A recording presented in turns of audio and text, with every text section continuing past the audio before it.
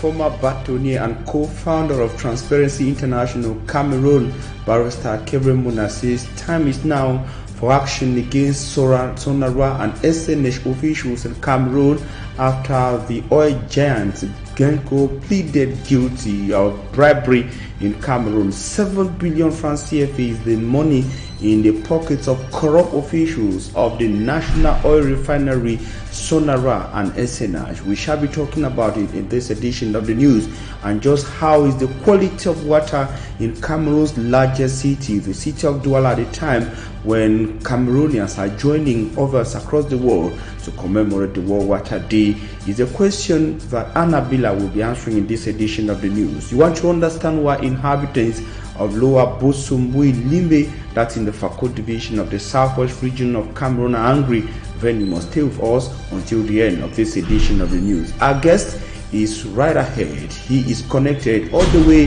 from the United States of America.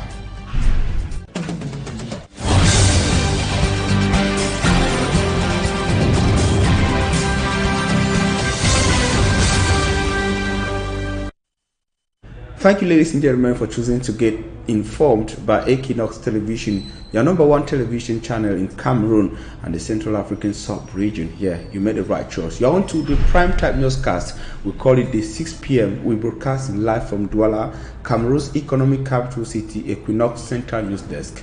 We begin with water. They say water is life, but today is being observed as the World Water Day. In the city of Douala, the question on many lips is just how the city of Douala and its inhabitants view the quality of water supplied in most neighborhoods. Annabella took interest in this particular aspect, this angle of the issues of water supply in Douala and across Cameroon. Here is the answer she brought from the field. As the world observes World Water Day, taps are completely dry in some parts of Douala, Cameroon's economic capital. Access to potable water is a nightmare. To get a drop of the precious liquid, the locals must ascend and descend slopes or trek very long distances. In this quarter, we are facing too much difficulties because to have water is not easy for us. And the one that we are using is not calm water. The water that we are using is water of when the francophone are calling forage. Vraiment, l'eau ici au quartier, c'est vraiment la magie. On pleure trop pour l'eau là-bas. To get water here is like magic. We need to trek very long distances. That is why when my mother sends me to go and fetch water, I just begin crying. So we really wish the authorities can do something and help people here, provide us with water. We are really in need. On souffre vraiment. Quand maman nous envoie pour puiser l'eau, on pleure. Parce que voir la distance, aller puiser l'eau, il faut que le gouvernement nous aide, surtout la Kamwata. The people who stay here at Bilongue, Diboum 2, have been in search of this precious liquid for over 10 years now. Since 14 years, and since more that they told us that we are having water around us, there is no means to have water. To have that water, we have to get up early in the morning, like 2 o'clock, searching for it to have a little, even 10 liters. They have not fetched water from taps provided by the Water Utilities Corporation, CamWater, for more than a decade. Caught in this lack, they resort to using water from boreholes and other doubtful sources. This well is over 12 meters deep and it is the only water source in Diboum 2. C'est disponible. Pour les gens du quartier, pour ceux qui veulent venir puiser, viennent puiser. The owner of the well explains that it is open to everybody because he feels the difficulties neighbors go through caused by water scarcity. Puisque nous n'avons que ça à notre disposition. Even with his lone well, this housewife tells us she still has to treat the water with chlorine before using it for cooking. Water to use for cooking our daily food like banana, rotten banana, okra soup, and our favorite marriage in country. We had to go far and look for water to come and do those things. To use it, I had to put little eau de javel inside. If not, if I don't put that little eau de javel inside, I cannot use the water. From Bilongue, we moved over to Japoma, where the problem of water scarcity and poor water quality is the same. On a des problèmes d'eau depuis au moins 5 ans. Since 5 years ago, their taps have been dry. Pipes are all broken, plus meters taken away by CamWater over unpaid bills. Et les factures venaient quand même, on ne payait pas. As you observe World Water Day, inhabitants of Douala and other parts of the country have only one wish, that of being provided with potable water, because water is life. And then if we are to strictly stay to the saying that water is life, then there is no life in most inhabitants of the city of Douala, as demonstrated there by Anna Bila. It is a preoccupying question, and it's a worry affecting not only Douala, Cameroon's economic capital city, but several other parts of Cameroon. We yesterday brought a report on the same water crisis in Buea, chief town of the southwest region of Cameroon.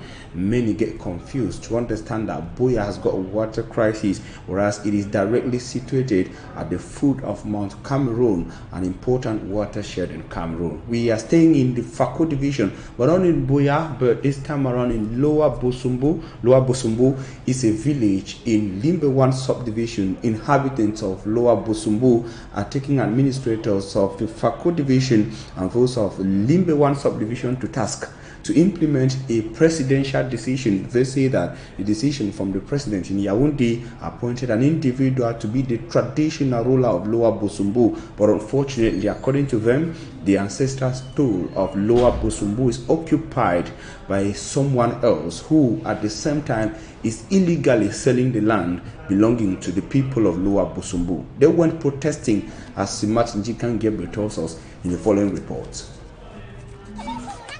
Inhabitants of Lower Bosumbu village in the Limbe 1 subdivision are furious with government representatives in Fako division. According to Mbake Jacob, he was supposed to be the chief of Lower Bosumbu village, but he has been bypassed even though he has been recognized by the state. Presidency. A document from the presidency recognized me as the chief of Lower Bosumbu village. And this was supposed to be followed by the other administrators down this way, because we don't have two Cameroon. The president speaks in Yaoundé. Why is it that throughout the year, administrative authorities in Fako division have decided to close their eyes on it? One for recognize me. Why? So we are tired. Make the executive president a document will be sent for me. Apart from the problem of who is supposed to sit on the ancestral chair of the Lower Bosumbu village, another problem is that of land which is being sold illegally. This land is 25 hectares. Our grandparents who were staying here, the foundation is there. Their graves are all here. These people, they came with their caterpillar because of their greed to take our land. They came and bulldozed some of the graves that were here. We are pleading that the administration to see into this problem, because we have worked, we have gone to Yaoundé, we have gone to Limbe and whatever. Documents are coming out, but when we present it to the administration, they don't seem to see into the problem. The inhabitants of Lower Bosumbu village say time has come for the Fako authorities to do what is right, without which they will never give up. This problem is a problem. The royal family has suffered a lot as a result of this problem, and if the government doesn't intervene, we are not going to be at ease, because there will be a continuous problem on the land. We can't sit and watch another person encroaching on our land and we fold our hands and do nothing. Worse still is that the Fako authorities are siding with them, and they even threaten to throw us in prison. Don't go for level where me say I don't be fed up. So any person. The population of Lower Bosumbu village is now calling on the government representative in the southwest region to intervene in the crisis rocking Lower Bosumbu village in the Limbe 1 subdivision, Fako division. We live in the southwest region of Cameroon to the west region, where a 27-year-old student of the University of Chang has been arrested on accusations of sexual abuse. The individual is said to have confessed while in the hands of security officials, accepting that he sexually abused some 7 teenagers. He was a private teacher to these 7 teenagers in the town of Chang. A disturbing story recounted by reporter Immaculate Fogwe. 7 teenagers aged 12, 8, 9, 4 and 6 respectively are victims of sexual abuse in the city of Chang, west region of Cameroon. The act was carried out by 27-year-old Taniko Franklin, a student of the Faculty of Political Science in the University of Nchang. He was in charge of teaching these children after they came back from school. The dust of suspicion was raised after one of his pupils, who was 11 years old, was discovered coming out of his room by a family member. She was immediately taken to a hospital where she was examined by a medical practitioner, and it was confirmed that she had been sexually abused. A family filed a complaint at the Nchang Gendarmerie Brigade, so we immediately launched investigation. While he was in custody, several other complaints were filed by other parents who confirmed that their children had equally been sexually abused by the teacher. Medical reports confirmed that a total of 7 teenagers were abused. The suspect, while in custody, confessed of having carried out the sacrilegious act, but pleads that the victims forgive him alongside their family members. The urge started a year ago. I sexually abused them, but I cannot tell what caused me to do so. This happens when they come to my house because I teach them at my place. I just ask them not to tell anyone about what happened to them. One of the sexually abused victims is said to have been infected with chlamydia. The act has been widely condemned by the population of Nchang. While waiting for his verdict in court, the suspect will remain behind bars. And we told you in our top stories that Barrister Kerimuna is a former Batwini in Cameroon, a co-founder of Transparency International. He says that time for action from the government of Cameroon, a strong action he emphasized on some officials of the National Oil Refinery Corporation or company, Sonara, and those of SNH is now. He does not understand the delay at a time when the oil giant Glencore has pleaded guilty of bribery in Cameroon. The company in a court in London pleaded guilty and accepted of having bribed some officials of these major state companies in Cameroon with money to the tune of 7 billion francs CFA. 7 billion is the money on corrupt pockets in Cameroon. Barrister Kerimuna does not understand why the government of Cameroon is not taking tougher actions against these individuals that have taken that huge sums of money and keeping in places that are yet to be clearly established. We have details on the reaction of the legal mind and the pleading guilty of Glencore in the following report, detailedly compiled, I must say, by Equinoxe. In a tweet on the Glencore, SNH and Sonara affair, Barrister Kerimuna, who stood firmly against corruption, revealed that Glencore, one of the leading international oil companies that had denied engaging in any corruption scandal with SNH and Sonara on May 30, has finally pleaded guilty to 7 counts of corruption on June 21st in a London court. It admits paying 10.5 million euros, that is 7 billion francs CFA, to some senior officials of Cameroon's National Hydrocarbon Corporation with French acronym SNH and the National Oil Refinery Sonara for an oil and gas deal. According to Barrister Kerimuna, sentencing will be done on November 2nd this year, with Cameroonian authorities also expected to act against the actors of this corruption scandal, especially Glencore, and claim damages. Meantime, Charles Metouk, currently serving a 15-year jail sentence in Yaoundé, released a 2-page document recently from the Yaoundé main prison, exonerating himself from allegations of bribery. He stated that since his stay as general manager of Sonara, he has never had a direct contact with Glencore company to talk about bribes. Meanwhile, Glencore's lawyers said the company was obliged to pay 7 billion francs CFA to avoid government administrative bottlenecks and the hiccups in the entire administration. This revelation led Barrister Akere Muna, former Vice President of Transparency International, to refer the matter to the President of the National Anti-Corruption Commission, CONAC, on May 27. Akere Muna pleaded for the CONAC to mount a robust investigation into this sordid affair involving two Cameroon's most important public enterprises. On count of the government's Operation Sparrowhawk, some observers are on the upbeat, wishing to see the authorities unleash the alleged corrupt officials to the judiciary wolves. Innocent as reporting on the Glencoe scandal, which is not only involving Cameroon but several other countries within the sub-Saharan African region.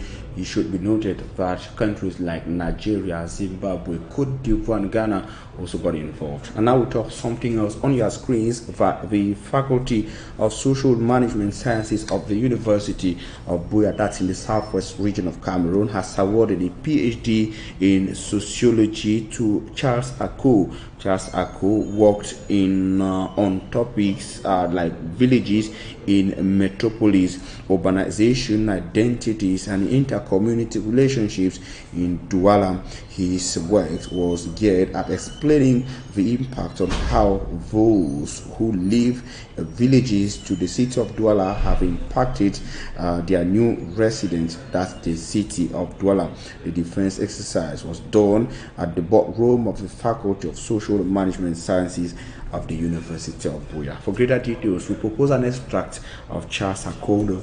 Now, Dr. Charles Ako. What motivated me to come up with this topic is the context in which Cameroonians live today, where there is talk of people, who they are, and how they view others. And of course, it falls within the context of the concept of living together, because for some time now, Cameroon has become, or has set a pace where people feel like they are not living together or are doing things their own way, in such a way that there's no consensus on very topical issues. And that's why the government is insisting on people living together to realize that even though they have different cultural and ethnic backgrounds, they are of one nation. So the notion of nation building comes in between. And for any nation to be well built, there must be consensus.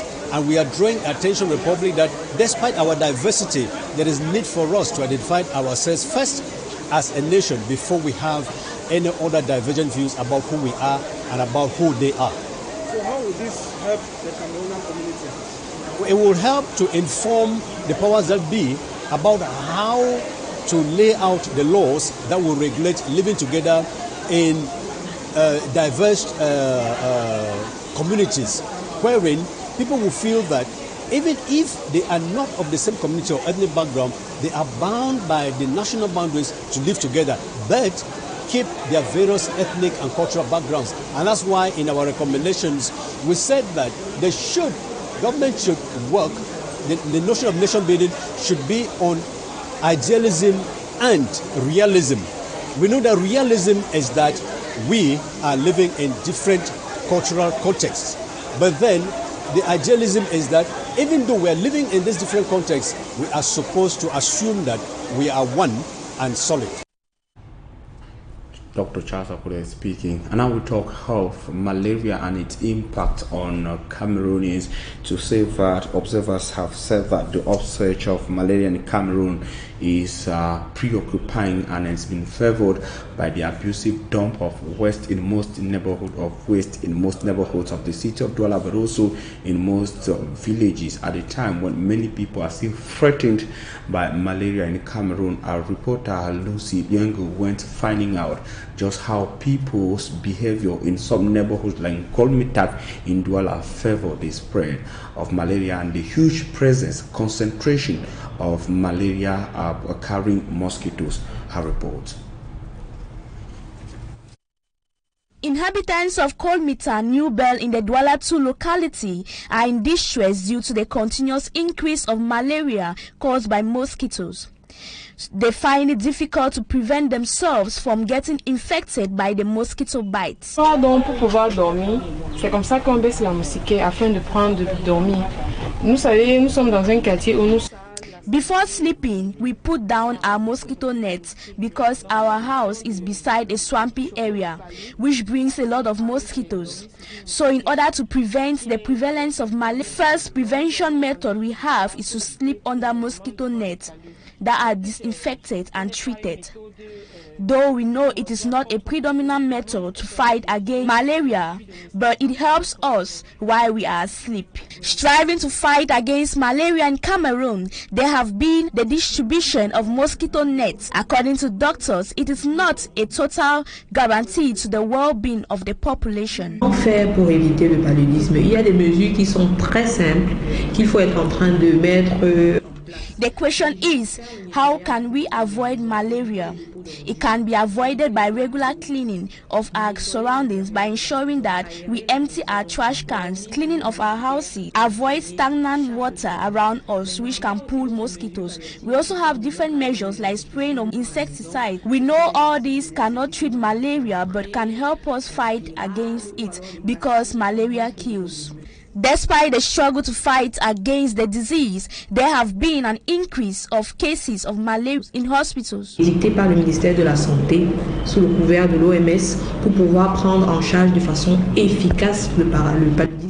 In our hospitals today, we have about 200 cases of malaria every day, be it the severe or the light case, because measures are not respected, like the cleaning of our environments and also the maintaining of hygiene and sanitation in our homes and in our environment. Malaria being one of the most killer diseases, medics advise that the local population prevent themselves by all costs from mosquito bites. Now we talk something else. Inhabitants of the city of Edea, that's in the Senegal Maritime Division of the littoral region of Cameroon, say the delay in the completion of a bridge that links the Edea City Council chambers to some key neighborhoods of the city is adversely affecting economic and social activities. Their worries were presented in the following report compiled by Mala Glory. For at least 6 months, the non-completion of the bridge has affected business activities in the town of Edea, the Senegal Maritime Division of the littoral region. The lone bridge linking the municipal council building of Edea 1 and other neighborhood has been on construction since the month of October. This has led to the high cost of transportation in the area. No one is ready to pay the 300 francs as transport, and this is affecting all of us.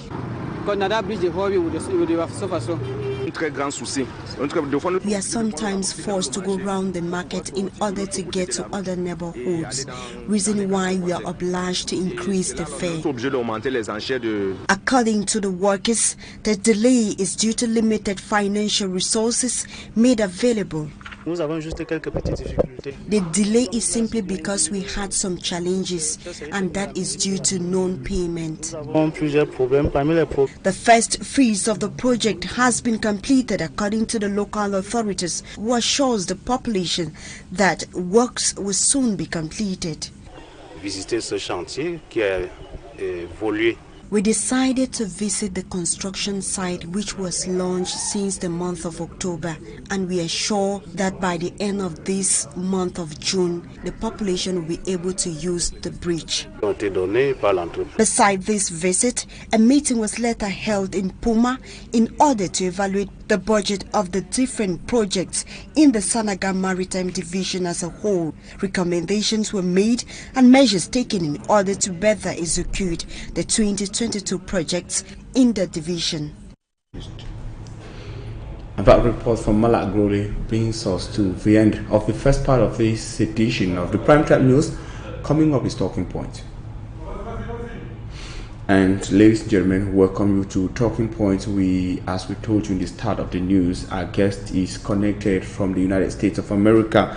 We are having Dr. Ivor Dieter. He is Assistant Professor of Medicine of the University of Minnesota, that's in the United States of America, University of Minnesota's Medical School, and a consultant gastroenterologist, Regional Hospital, St. Paul, Minnesota.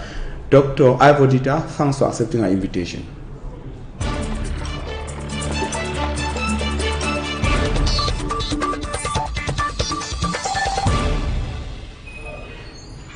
You're welcome to Talking Points, ladies and gentlemen. Just before that technical challenge, I was introducing our guest for Talking Points today. He is an assistant professor, as I told you. He is Dr. Ivodita, an assistant professor of medicine, University of Minnesota Medical School. He is of Minnesota in the United States of America and a consultant gastroenterologist at Regions Hospital, St. Paul, Minnesota. Dr. Ivodita, thanks for accepting our invitation. Thank you very much, Armstrong, for offering me this opportunity to talk to fellow Cameroonians on the cholera epidemic, or endemic, if you want to call it, that's been going on for quite a few months now back home.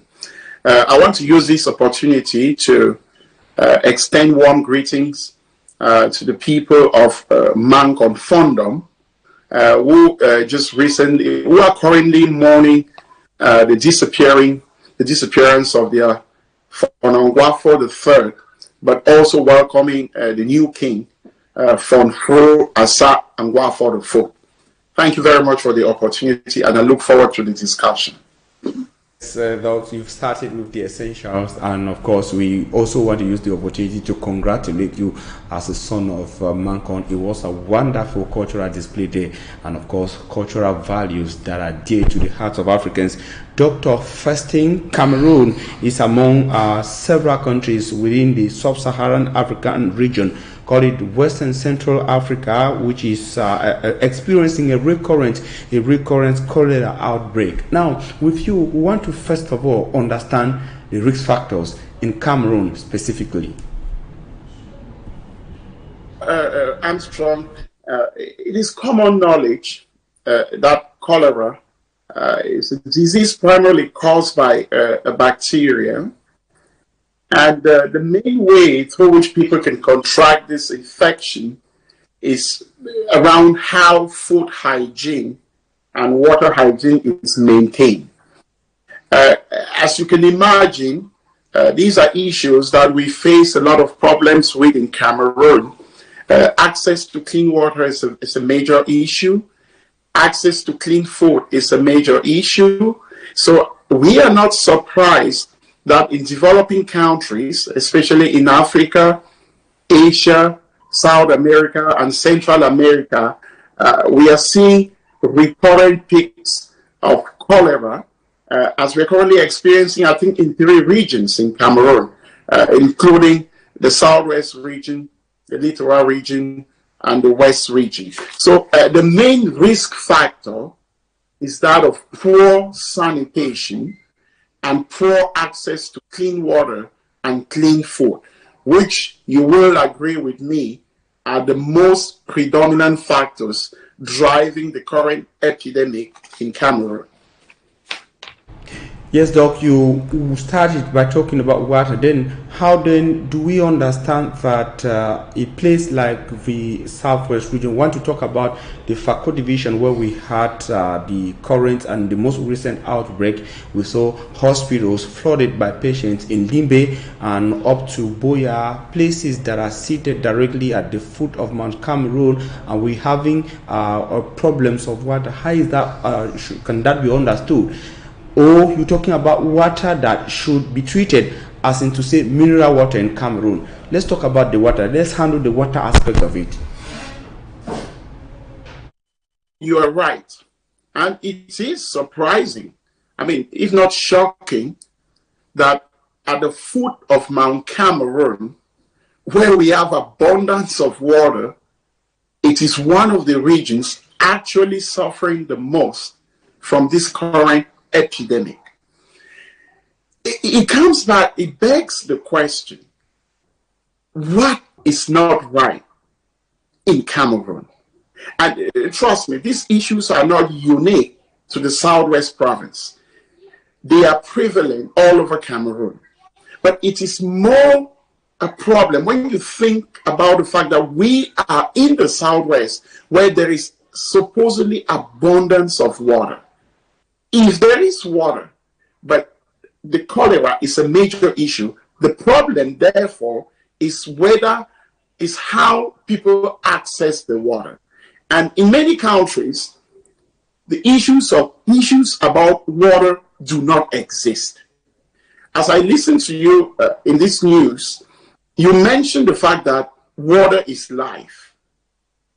And if that is the case, how can our government justify the fact that in many areas in Cameroon, many regions, people still cannot have access to basic life necessities such as clean water? I mean, I don't know how to even begin to explain this, because purifying water shouldn't be a big problem if you have water. It is just a problem of the government deciding to do the right thing. I don't know when that shall happen, but that's a big problem. But then, given our current circumstances, you now turn to the population. Is there anything they can do to improve access to clean water, to basically make the water that is available cleaner in order for them to, before they can consume it? As I mentioned earlier, the number one risk factor for cholera is poor hygiene, poor access to clean water. If the government does not provide the clean water, can we do something onto the dirty water that at least makes it a little bit better if we consume it? You mentioned boiling. Boiling is something that we can all do. So I will invite Cameroonians that while we continue to wait for our government to wake up from slumber, you can at least boil your water before you consume it. Wash your hands using soap to try and kill the germs. It turns out that if somebody has cholera and is actively shedding the bacteria in their stool, what they are actually shedding is more infectious than the cholera that we even find in water. So that human person-to-person transmission is so dangerous. The rapidity in which the infection will spread is actually much more dramatic than if you basically consume the bacteria in dirty water. So personal hygiene, washing of hands with some form of antiseptic like soap, can be very, very helpful. Now talking about the behaviors that should be adopted by the people concerned, and at the start of your analysis you said cholera as of now is highly common in developing countries in Africa. Now when you want to look about the behaviors of people, you find Africa with an attitude, with an inborn character of high level socialization. Is that also a problem? Or should they too adopt, should Africans also adopt an attitude which is different from the socialization that has been from the origin of the very foundation of Africa? Armstrong, you are right. Cholera is a marker of poverty. It's therefore not surprising that if you look at the distribution of cholera around the world, it is predominantly endemic in areas which are poor. And when you talk of poverty, you're looking at sub-Saharan Africa, you're looking at Asia, and you're looking at South America.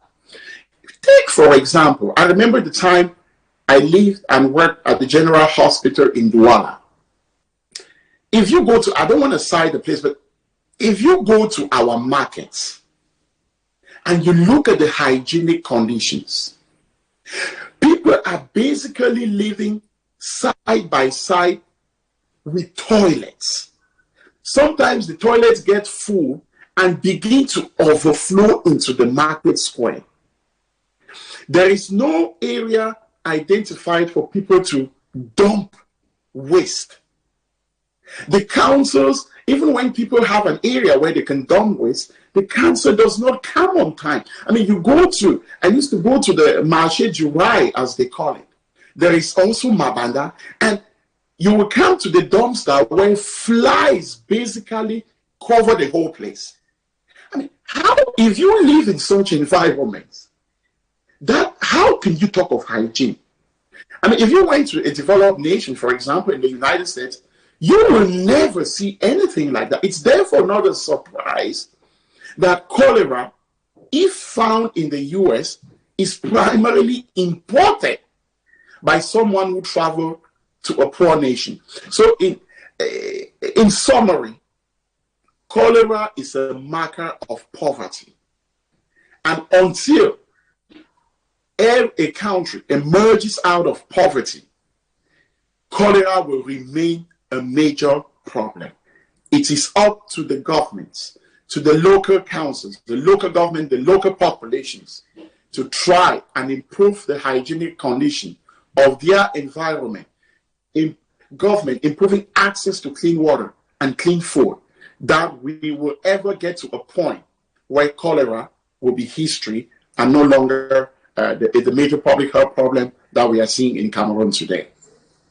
Looking at the issues you've outlined, water, for example, shouldn't be a problem, an observer will say, in Cameroon, at a point where we've outlined areas that are directly lying on watersheds and shouldn't have problems of water. You also want to go on a national scale. You will say that most of our divisions are named after rivers, and that is to say that there is actually no area in Cameroon which is practically dry. Then one will think that it's easier to get water and treat water for Cameroonians to consume on the part of the government. Now on the part of market, disinfecting market and keeping clean areas is not that costly, I will say, and it's easier to disinfect or get places where waste is dumped and easily treated so people don't get into this problem. Now, these things and observers indicate will see that it's easier for the government to do, but if they are not done, do you think that it's deliberate on the part of the government? I mean, I really, I hate to think that the government is doing this deliberately. But I also do not want to make the issue of cholera a political one. We all know how politics plays out in Cameroon. As we outline those risk factors, one of the major things I did not mention is that disasters and human conflict are also some of the known risk factors for cholera. Therefore, you look at Cameroon, so many regions are in conflict. You look at the West region, you look at the Northwest region, you look at the Southwest region, you look at the South region. All these, you look at the far north, where there is Boko Haram. All these places are in conflict. These are not the kind of conditions under which you can really ensure access to clean water. The government certainly has a major, if not as solely responsible for making sure that its population has access to clean water. But at the same time, on the side of the population, they also need to pay attention. I mean, I remember when I used to live in my village in Manko, little quarter of Ntamafe, sometimes when we went to the farms, there were no toilets. And when people had to just ease themselves, they ran up into the bushes and just defecated right there. The rain will fall and everything is taken into the streams. So we ourselves need to be aware. We need to pay more attention to our behaviors. I mean, we cited the issue of the markets. We cited our toilets overflowing. While the government can be responsible for providing us the clean access to water, all of us need to come together as a team and try and make sure the hygienic conditions in which we are living in our environment help us to fight cholera. But ultimately, until we begin to move out of this poverty that has kept all Cameroonians in a terrible state, it will be very difficult to completely eradicate cholera. I mean, you understand that In the cholera epidemic, children are more likely to die than adults. And why is that?